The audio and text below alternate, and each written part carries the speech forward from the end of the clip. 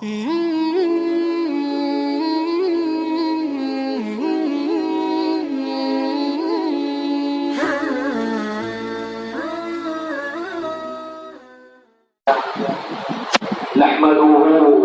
ونستعينه ونستغفره ونؤمن به ونتوكل عليه ونعوذ بالله من شرور أنفسنا ومن سيئات أعمالنا. من يهده الله فلا مضل له ومن يضلله فلا هادي له، وأشهد أن لا إله إلا الله وحده لا شريك له، وأشهد أن محمدا عبده ورسوله. يا أيها الذين آمنوا اتقوا الله حق تقاته ولا تموتن إلا وأنتم مسلمون. يا أيها الناس اتقوا ربكم الذي خلقكم من نفس واحدة وخلق منها زوجها وبث منهما رجالا كثيرا ونساء، واتقوا الله الذي تساءلون به والأرحام إن الله كان عليكم رقيبا. يا أيها الذين آمنوا اتقوا الله وقولوا قولا سديدا يصلح لكم أعمالكم ويغفر لكم ذنوبكم، ومن يطع الله ورسوله فقد فاز فوزا عظيما. ثم أما بعد، فإن خير الحديث كتاب الله، وأحسن الهدي هدي محمد صلى الله عليه وسلم، وشر الأمور محدثاتها، وكل محدثة بدعة، وكل بدعة ضلالة، وكل ضلالة في النار. فأعوذ بالله السميع العليم من الشيطان الرجيم من همزه ونفخه ونفثه. بسم الله الرحمن الرحيم. قاف والقرآن المجيد بل عجبوا أن جاءهم منذر منهم فقال الكافرون هذا شيء عجيب أئذا متنا وكنا ترابا ذلك رجع بعيد قد علمنا ما تنقص الأرض منهم وعندنا كتاب حفيظ بل كذبوا بالحق لما جاءهم فهم في أمر مريج أفلم ينظروا إلى السماء فوقهم كيف بنيناها وزيناها وما لها من فروج والأرض مددناها وألقينا فيها رواسي وأنبتنا فيها من كل زوج بهيج تبصرة وذكرى لكل عبد منيب. وقال تبارك وتعالى في مقام آخر إنما يعمر مساجد الله من آمن بالله واليوم الآخر وأقام الصلاة وآتى الزكاة ولم يخش إلا الله فعسى أولئك أن يكونوا من المهتدين. معزز حاضرین جمعہ، دینی و ملی بھائیوں، نوجوان دوستوں، بزرگوں، بچوں اور پردہ نشین خواتین اسلام، اللہ رب العالمین کی حمد کہ اللہ رب العالمین جسے چاہتا ہے اختیار فرماتا ہے اور جو چاہتا ہے وہ ایسا کرتا ہے۔ اس کے بعد اللہ کے نبی صلی اللہ علیہ وسلم پر بے شمار درود ہو، سلام ہو کہ اللہ کے حبیب جناب محمد مصطفیٰ صلی اللہ علیہ وسلم نے ہر خیر کی رہنمائی ہمارے لیے کر دی، ہر شر سے ہمیں آگاہ فرما دیا۔ امت کا، ہمارا اور آپ کا اللہ کے نبی صلی اللہ علیہ وسلم سے سچا خیر خواہ اس روئے زمین پر کوئی نہیں۔ اللہم صلی وسلم وبارک وانعم علی عبدک ورسولک محمد وعلی آلہ وصحبہ اجمعین۔ معزز حاضرین، ہم اور آپ جس مقام پر جمع ہے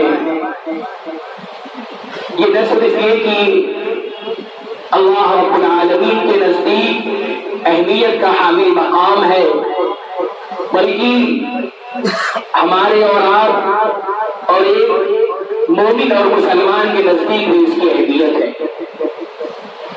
یہ مقام جس میں ہم اور آپ ابھی اکٹھا ہے اور 5 وقت اکٹھا ہوتے ہیں، یہ اللہ رب العالمین نے اس کے شرف اور اس کی عزت اور اس کے مقام کو بتلانے کے لیے اس کی اضافت، اس کی نسبت اپنی طرف کر دی۔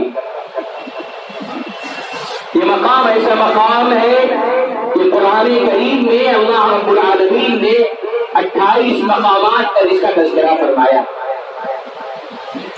جو اہمیت سجدے کی ہے اور جس جگہ کیا جائے ہم اور آپ اس کی اہمیت کا اندازہ لگا سکتے ہیں. یہ اللہ کے گھر، یہ اللہ کی مسجد ہے، اللہ کے یہاں بہت ہی زیادہ محبوب ہے. اسی بنا پر ہم دیکھتے ہیں کہ ہماری جو تاریخ ہے، اللہ کے نبی صلی اللہ علیہ وسلم نے ہجرت کرنے کے بعد جو سب سے پہلا کام کیا وہ یہی تھا کہ مسجدوں کی تعمیر کی جائے. مسجد کی تعمیر، مسجد کو بنانا یہ ایک معاشرے کی تشکیل میں انتہائی اہم رول ادا کرتا ہے. ہمارے بچوں کی تربیت میں، اسلامی اور روحانی ماحول میں مسجد کی جو اہمیت ہے ہمیں اور آپ اور کسی ایک سے علم سے اور ایک مسلمان سے مخفی نہیں ہے. اللہ نے اسی سلسلے میں کہا افمن اسس بنیانہ علی تقوی من اللہ ورضوان خیر ام من اسس بنیانہ. پہلی جو مقام، پہلی جو تاسیس اللہ کے نبی صلی اللہ علیہ وسلم نے کی، اسلامی حکومت کی یا اسلامی تاریخ کی، اس کے اندر مسجد کو پہلی اولیت عطا فرمائی. افمن اسس بنیانہ علی تقوی من اللہ، اللہ کی تقوی کی بنیاد پر جو چیز مقرر کی گئی، مسجد بنائی گئی، وہاں پر یہ مناسب ہے کہ وہاں پر آپ کھڑے رہیں. اور اسی طریقے سے اللہ نے اس کی اہمیت کے پیش نظر اللہ نے اسے اپنا محبوب مقام قرار دیا. صحابی رسول ابو ہریرہ رضی اللہ تعالی عنہ فرماتے ہیں، صحیح مسلم کی حدیث ہے، احب البلاد الى اللہ مساجدها وابغض البلاد الى اللہ اسواقها. اللہ کی جو چیز محبوب ہوتی ہے، جو پسندیدہ ہوتی ہے، اس روئے زمین پر سب سے محبوب چیز اللہ رب العالمین کی مساجدیں ہوتی ہے.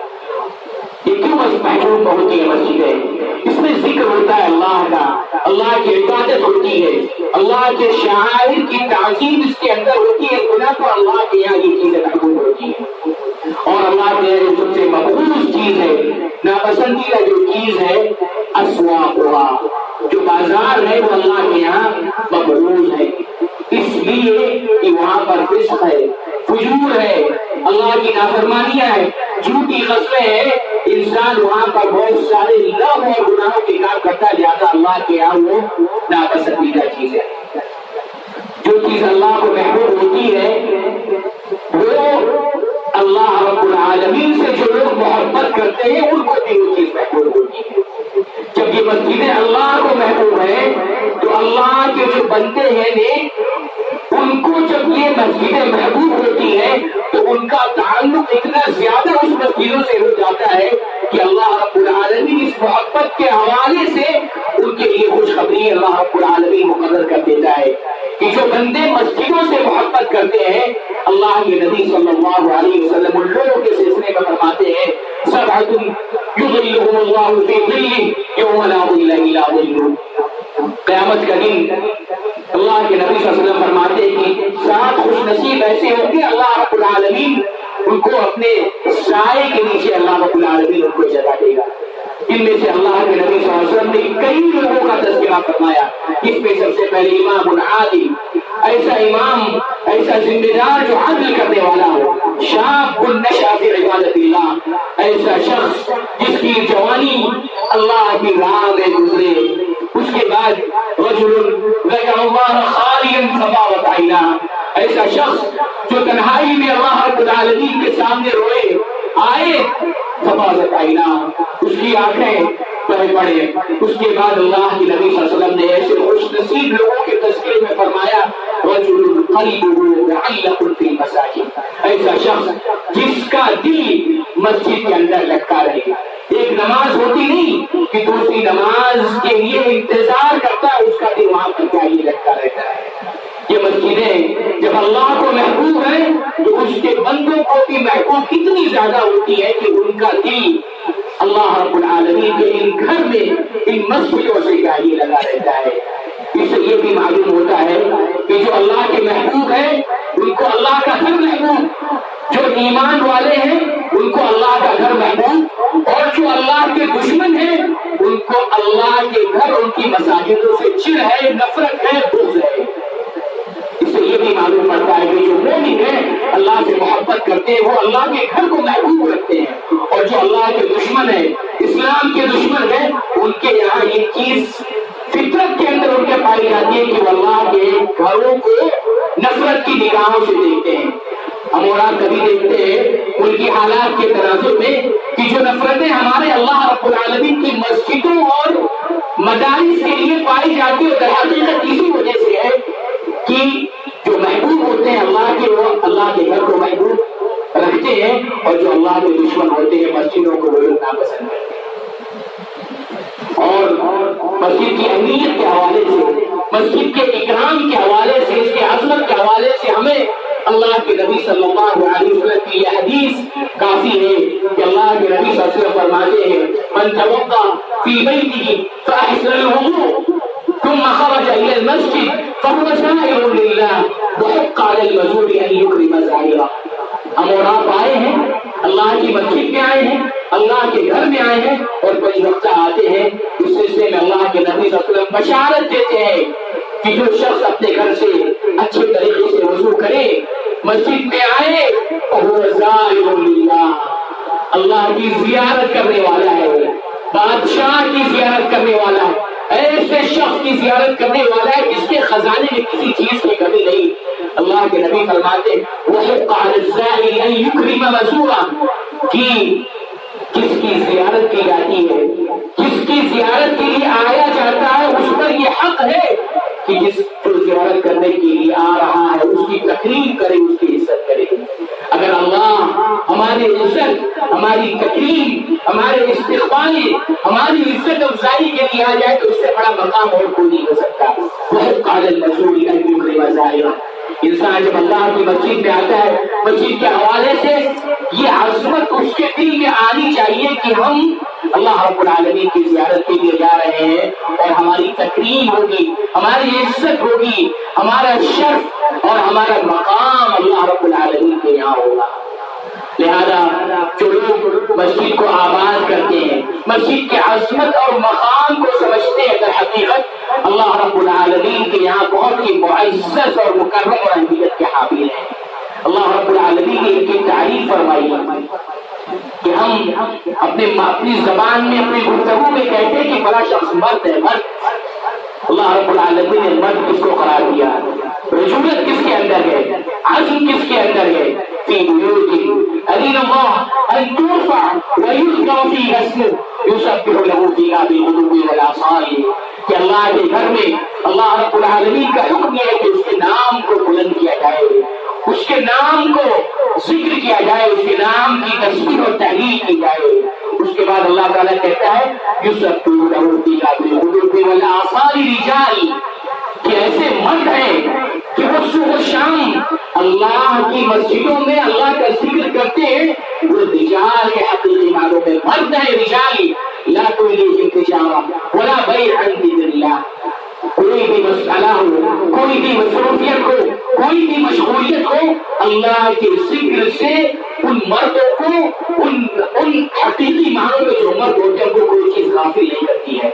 اگر ہم اپنے اندر یہ صفت پاتے ہیں کہ اللہ رب العالمین کی مسجدوں کے اندر کوئی وقت آتے ہیں تو حقیقی معنوں میں مرد ہے، رجال ہے، حقیقی معنوں میں ہمارا عزم ہے اس کے اندر۔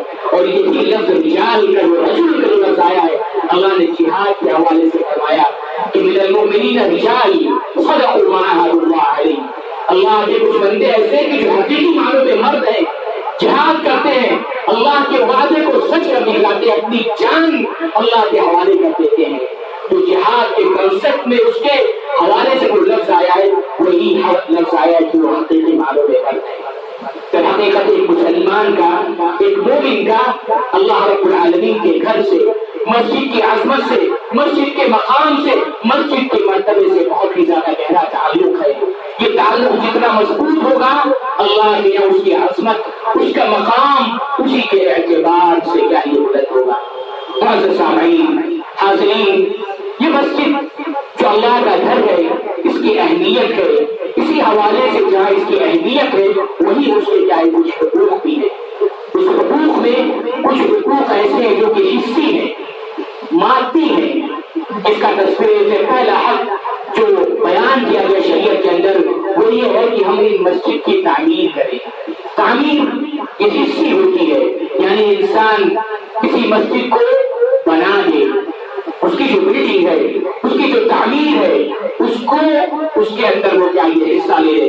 اس سلسلے میں عثمان بن عفان رضی اللہ تعالیٰ عنہ کی مشہور روایت ہے، ہم اور آپ سنتے رہتے ہیں کہ من بنا للہ مسجدا یبتغی بہ وجہ اللہ بنى اللہ لہ بیتا فی الجنہ.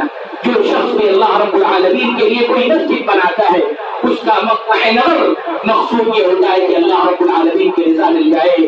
بنى اللہ لہ بیتا فی الجنہ، اللہ تعالیٰ اس کے لیے جنت میں کیا گھر بناتا ہے.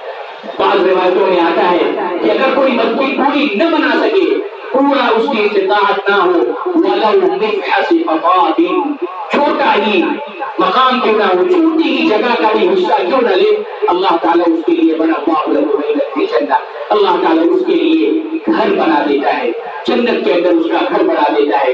یہ مسجد کے حوالے سے پہلا حق ہے کہ اس کی تعمیر میں ہم حصہ لیں، اس کی ترمیم میں اس حوالے سے جو بھی اللہ رب العالمین کے گھر کی ضروریات ہیں اس کے اندر ہم اور آپ اپنا حصہ ڈالیں. یہ حصہ ڈالنا اللہ رب العالمین کے یہاں گھر بنانے کے تعلق سے ہمارا ایک اچھا تعاون اور کا حصہ ہوگا.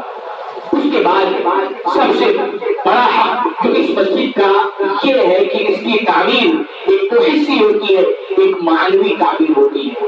معنوی تعبیر یہ ہے کہ ہم کسی جگہ رہتے ہو، وہاں مسجد ہو، مسجد قائم ہو تو اس مسجد کو اپنی نمازوں کے ذریعے سے قائم کریں، اپنی نمازوں کے ذریعے سے اس کی تعمیر کریں. مسجد کے لیے با جماعت مسجد میں آ کر نماز کو قائم کرنا یہ اللہ رب العالمین کے گھر کا سب سے بڑا حق ہے. ان حقوق میں سے ایک اہم حق یہ ہے کہ ہم مسجد میں با جماعت کے آگے نماز ادا کریں. معزز سامعین، حاضرین، ہم ملک کے حالات کے حوالے سے دیکھتے ہیں کہ بہت سارے مقامات پر مسجدیں ویران ہیں. فلاں نے ہماری مسجد میں قبضہ کر لیا، فلاں ہماری مسجد کے اوپر غلط نگاہ کے حوالے سے چاہیے، اس کی غلط نگاہ ہماری مسجدوں پر ہے. یہ مسجد کا یہ حق اگر ہم حقیقی معنوں میں ادا کرتے ہیں، پنج وقتہ نماز پابندی کے ساتھ اگر ہم ادا کرتے ہیں تو یقیناً کسی کی یہ مجال نہیں کہ وہ ہماری مسجد پر اللہ رب العالمین کے گھر پر کوئی غلط طریقے سے کیا یہ قبضہ کر لے. اللہ کے نبی صلی اللہ علیہ وسلم کی حدیث ہے، اللہ کے نبی صلی اللہ علیہ وسلم فرماتے ہیں کہ مسجد کی جو شخص مسجد کے وضو کرے گھر سے، اس کے بعد مسجد کے اندر وہ آئے، با جماعت نماز ادا کرے تو یہ اس کے لیے مشرق مشائین فی الظلم بالنور المساجد النور التام یوم القیامہ. ایسا شخص جو مسجد کے لیے آتا ہے، مسجد میں آتا ہے، اندھیری رات میں آتا ہے اور مسجد کو وہ آباد کرتا ہے، قیامت کے دن اس اندھیرے میں چلنے کی وجہ سے اللہ کے نبی صلی اللہ علیہ وسلم فرماتے ہیں کہ اس کے لیے نور تام ہوگا، مکمل طور پر کیا یہ نور اس کے لیے ہوگا. اللہ کے نبی صلی اللہ علیہ وسلم کی ضمانت چاہتے ہیں. اللہ کے نبی صلی اللہ علیہ وسلم نے ضامن قرار دیا کہ اللہ رب العالمین اس شخص کا ضامن ہے من غدا الی المسجد، اللہ رب العالمین کے گھر کی طرف آئے اور اللہ رب العالمین کے گھر کی طرف آئے نماز کے لیے تو اللہ رب العالمین اس کا ضامن ہے. اگر اس کی وفات ہو جاتی ہے تو اللہ رب العالمین اس کو جنت میں داخل کرتے ہیں کہ اللہ رب العالمین اس کی ضمانت دیتا ہے. کہ مسجد کے حوالے سے بہت ہی اہم حق یہ ہے کہ اس کو ہم نماز کے ساتھ جماعت کے ساتھ کا یہ آباد کریں. مشہور حدیث ہے، ایک صحابی اللہ کے نبی صلی اللہ علیہ وسلم کے پاس آئے، رجل اعمی، نابینا تھے، اللہ کے نبی صلی اللہ علیہ وسلم سے فسأل رسول اللہ صلی اللہ علیہ وسلم ان يرخص له. اللہ کے نبی سے سوال کرنے لگے کہ ان کو با جماعت نماز سے رخصت دے دی جائے. اندھے تھے لیکن صحیح قائد یہودی. اللہ کے نبی سے انہوں نے اپنا مسئلہ یہ بیان کیا کہ میرا کوئی قائد نہیں ہے، رہنما نہیں ہے جو مجھے مسجد میں لے کر آئے. اللہ کے نبی صلی اللہ علیہ وسلم نے اس نے رخصت دے دیا. فلما ولا، جب وہ جانے لگے دعا، اللہ کے نبی صلی اللہ علیہ وسلم نے ان کو بلایا، کہا حل سمعت النداء، کہ کیا تم نماز کے لیے جو اذان ہوتی ہے اس کو تم سنتے ہو؟ قال نعم. انہوں نے کہا کہ ہاں صوتنا قال فأجب، اللہ کے نبی صلی اللہ علیہ وسلم نے کہا کہ اس کی نگاہ کو اس کی جو نگاہ ہے اس کی جو آواز ہے اس پر لگتا ہے کہ اندر مسجد کے اندر آؤ۔ مفسرین نے شارحین نے اس حدیث کے اندر لکھا کہ وہ صحابی کے پاس 6 عذر تھے، اس کے بعد کہ اللہ کے نبی صلی اللہ علیہ وسلم نے مسجد میں آنے کی رخصت اللہ کے نبی نے ان کو نہیں دی۔ سب سے پہلے یہ کہ وہ اندھے تھے، دوسری چیز کہ ان کا کوئی قائد نہیں تھا، ان کا کوئی رہنما نہیں تھا کہ ان کو مسجد میں لے کر کے لیے آئے، تیسری چیز ان کے یہاں یہ جمع تھی کہ وہ ان کا گھر دور تھا، چوتھی چیز یہ جمع تھی کہ راستہ ان کا صحیح نہیں تھا، اور پانچویں چیز یہ تھی کہ اس راستے کے اندر مسجد اور ان کے گھر کے اندر جنگلی جانوروں کا اور ان ساری چیزوں کا خطرہ موجود تھا۔ ان سارے اسباب جمع ہونے کے باوجود اللہ کے نبی صلی اللہ علیہ وسلم نے انہیں رخصت نہیں کی۔ ایک بوڑھے ہیں، اندھے ہیں، اس کے بعد کہ اللہ کے نبی صلی اللہ علیہ وسلم ان کو رخصت نہیں دیتے، اور آج ہم اپنی جنازوں کا، اپنی نمازوں کا، اپنی 5 وقتہ نمازوں کا احوال دیکھیں کہ ہم اور آپ اس حوالے سے کتنے کوتاہ ہیں، ہمارے اندر کتنی تبدیلی اور اس حوالے سے کتنی بیداری ہمارے اندر کیا کی موجود ہے۔ لہٰذا یہ حق ہے مسجد کا، اللہ کے گھر کا یہ حق ہے کہ اس حق کو چاہیے ادا کرے، یہ ہمارے لیے ضروری ہے۔ اس تعمیر کے حوالے سے، اس مسجد کے حق کے حوالے سے یہ حق یہ بھی ہے کہ ان مسجدوں کو دروس سے، علمی دروس سے چاہیے آباد کیا جائے۔ مجتمع قوما فی بیت من بیوت اللہ یتلون کتاب اللہ ویتدارسونہ، اس قسم کی جو حدیثیں آتی ہیں کہ جو لوگ اللہ کے گھر میں جمع ہوتے ہیں ذکر و اذکار کے لیے، علم کے لیے، اللہ کے نبی صلی اللہ علیہ وسلم فرماتے ہیں نزول سکینت کا نزول ہوتا ہے، طمانینت کا نزول ہوتا ہے۔ بعض روایتوں میں آتا ہے اللہ کے نبی صلی اللہ علیہ وسلم فرماتے ہیں کہ جو شخص آتا ہے من غدا الی المسجد لا یرید الا خیرا یعلمه او یتعلمه، کہ جو شخص بھی آتا ہے دین سیکھنے کے لیے، سکھانے کے لیے مسجد کے اندر آتا ہے، اللہ کے نبی صلی اللہ علیہ وسلم فرماتے ہیں کاجر حج تام حجته، ایسے اس کو ایسا اجر ملتا ہے کہ کوئی ایسا شخص جو پوری طریقے سے کامل حج کرتا ہے، اللہ رب العالمین اس کو ویسا اجر دیتا ہے۔ کہ دروس کا اہتمام، کہ مسجد میں جماعت کے نمازوں کا اہتمام، یہ اللہ کے گھر کا حق ہے، اسے سمجھنا چاہیے ہم کو اور آپ کو۔ اللہ رب العالمین کے اس گھر کا حق ادا کرنا چاہیے۔ اس حوالے سے دروس کے حوالے سے ایک چیز اور بھی علماء سلف نے اس کو لکھا کہ جو بھی دروس ہو، جو بھی اس حوالے سے ایکٹیویٹی ہو، یہ ساری کی ساری چیزیں مسجد کے اندر ہونا چاہیے، چھپ چھپ کے نہیں ہونا چاہیے۔ جو منحرف افکار کے حاملین ہیں وہ بہت ساری چیزیں چھپ کر کرتے ہیں، کسی گھر میں کرتے ہیں، کسی ہال میں کرتے ہیں، کچھ لوگوں کو جمع کرتے ہیں۔ عمر بن عبد العزیز رحمۃ اللہ علیہ، امام لالکائی نے اس اثر کو سنہ کے اندر نقل کرتے فرمایا اذا رأيت قوما يتناجون في دينهم بشيء دون العامة فاتهمهم، کہ اگر کچھ لوگ ایسے ہیں جو دین کے سلسلے میں سرگوشی کرتے ہیں، اپنے دین کے سلسلے میں بات کرتے ہیں، عام مقامات پر نہیں کرتے، چھپ چھپ کر بات کرتے ہیں، فاتهمهم، تو ان کو تم متہم سمجھو، وہ صحیح لوگ نہیں ہیں، ان کے دین کے اندر شک ہے۔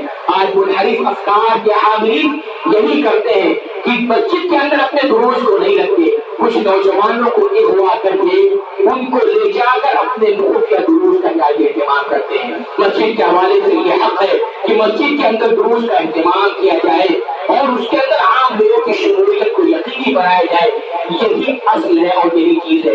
مسجد کے حوالے سے یہ بھی حق ہے کہ اس کی تنظیم کی جائے، تطہیر کی جائے، اس کو صاف شفاف رکھا جائے۔ اس سلسلے میں متعدد حدیث ہے، اس سلسلے میں کیا یہ موجود ہے۔ مسجد کے حوالے سے ایک حق یہ بھی ہے کہ اس کو شرک سے اور اسی طریقے سے بدعات سے پاک رکھا جائے۔ اللہ کے نبی صلی اللہ علیہ وسلم کی مشہور حدیث ہے اتخذوا لعن اللہ اليهود والنصارى اتخذوا قبور انبیاء مساجد، اللہ رب العالمین کی لعنت کو یہود پر، نصارہ پر، جنہوں نے اپنے انبیاء کی قبروں کو مسجد بنا لیا۔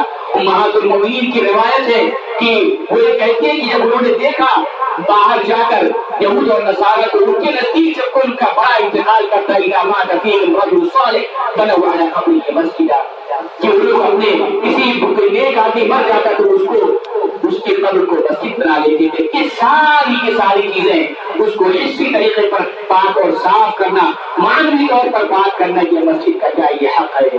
معزز سامعین، حاضرین، مسجد کی عظمت، مسجد کا مقام، مسجد کا اللہ رب العالمین کے گھر کا بہت ہی زیادہ بلند مقام ہے۔ اس کی اہمیت کو سمجھنا اور اس کے حقوق کو سمجھنا یہ ہماری اور آپ کی ذمہ داری بھی ہے۔ اور یہ چار حقوق جو بیان کیے گئے ابھی اس خطبے کے اندر وہ ساری چیزیں بیان کی گئی، الحمدللہ ثم الحمدللہ یہ سارے حقوق اس ادارے کی اس مسجد کے اندر احسن طریقے سے انجام کیے جا رہے ہیں۔ آپ ہمیں اور آپ کو معلوم ہے کہ مسجد کے حوالے سے جو اس کی عظمت ہے، جو اس کا مقام ہے، اور اس مسجد کی جو ایکٹیویٹی ہے، اس کی جو کارکردگی ہے، وہ حوالے سے ہمارے اور آپ کے سامنے ہے۔ اس ادارے کی تعلیمی، تربیتی، معاشرت کی ساری سرگرمیاں جب ظاہر ہے ہمیں اور آپ کو احسن طریقے سے معلوم ہے۔